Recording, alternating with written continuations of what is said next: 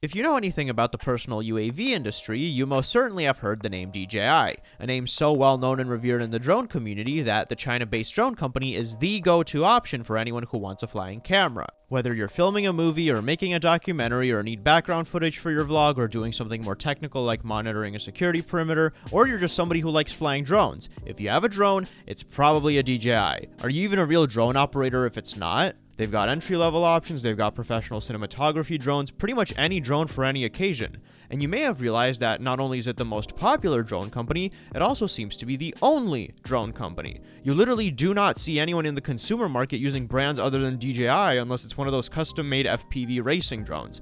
You'd think it's not hard to hook up a battery to a gimbal and some propellers and gradually refine the design while competing with others in the market, but nobody's doing it. Seriously, where are all the other drone companies? Now, yes, DJI isn't literally the only drone company out there. Go on Amazon and search drone and you will find plenty of results from various different brands and manufacturers, a lot of them significantly cheaper than DJI's offerings. But first of all, almost all of them have ripped off their design from DJI's Mavic lineup, and second of all, while these drones are cheaper, they have nowhere near the quality and amount of features that a DJI drone would have. Either the range is worse, or the camera sucks, or it doesn't fly well, or it has bad app integration, if it even has an app, or it lacks GPS or a return to home function. Whatever the case, it's always just a watered down, objectively inferior version of what DJI has. I actually have one of these quote-unquote dumb drones, and yeah, there's only so much flying you can do with it. As you've probably already guessed, pretty much no one buys these things. And that's not entirely surprising. The thing is, while making a drone is not particularly difficult, making a good one is.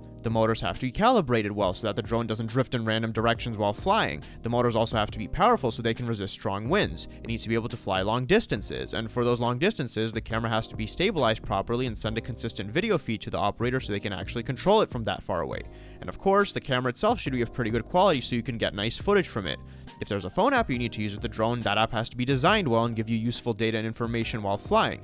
And doing all of those things requires very good knowledge of programming and circuitry, and of course, many years of testing and R&D. And DJI has all of that because they've been making drones for over a decade at this point, ever since their first Phantom drone in 2013. It's kind of like video sharing websites, how there are technically several of them, but people only really use YouTube because it's the only one that actually does it well. YouTube is also successful because they are funded by Google, which means they have enough money to sustain and develop their platform. And the same can be said for DJI. Their latest drones have tons of fancy tech in them, from collision sensors to variable aperture cameras that record at 4K 120 FPS. But those features only exist thanks to the company having a high enough budget to develop them. Now, to be fair, this is true for any company, and DJI wasn't always like this. In fact, it began as a low-budget startup that took many years to grow into the giant that it is today. And that might leave you thinking, well, why hasn't any other company taken up the challenge? Why hasn't anyone else been able to start a company and build it into a massive empire that makes advanced, high-quality consumer drones? Well, frankly, because people just don't want to. Drones are a very niche product, and while it may be cool to have a flying camera, unless you're Casey Neistat, you probably don't have a huge need for one. And with how little demand there is for drones, companies and entrepreneurs just aren't interested in entering that market. DJI primarily succeeded because they entered it at a time when there wasn't much competition, and they stayed in the market long enough to eventually grow a large, successful business. And now that DJI has all these nice, high-quality drones, a lot of which are pretty affordable, it makes it really hard for another company to enter the drone market and successfully compete with them.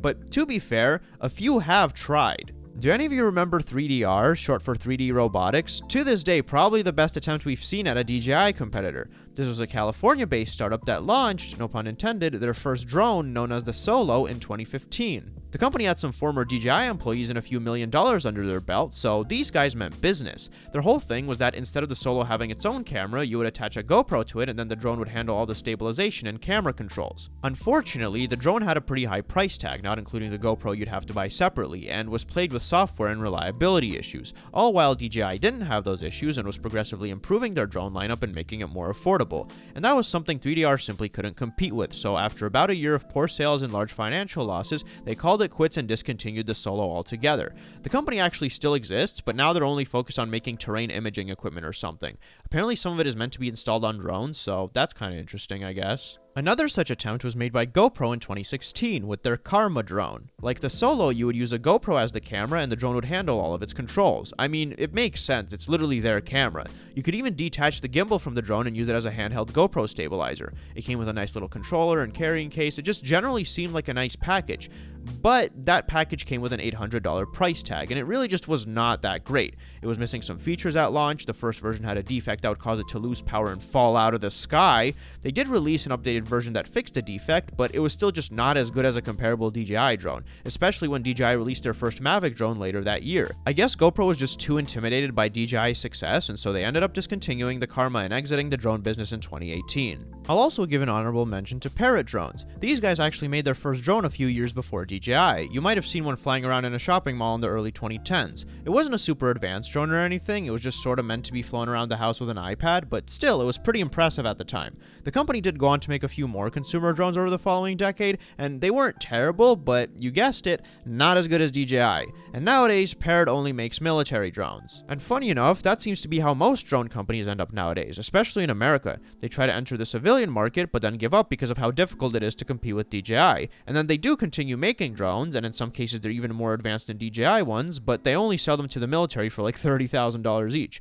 I mean, I guess it makes sense. The military does love their drones after all. Ultimately, DJI has always been in an industry that was never super popular, and while DJI wasn't the first in that industry, they were the ones who dedicated the most time and effort into it while others gave up or left prematurely due to its lack of popularity. And because of that, they grew into the big successful drone company that they are today and are so far ahead of the curve that it's nearly impossible, even for a big company like GoPro, to catch up.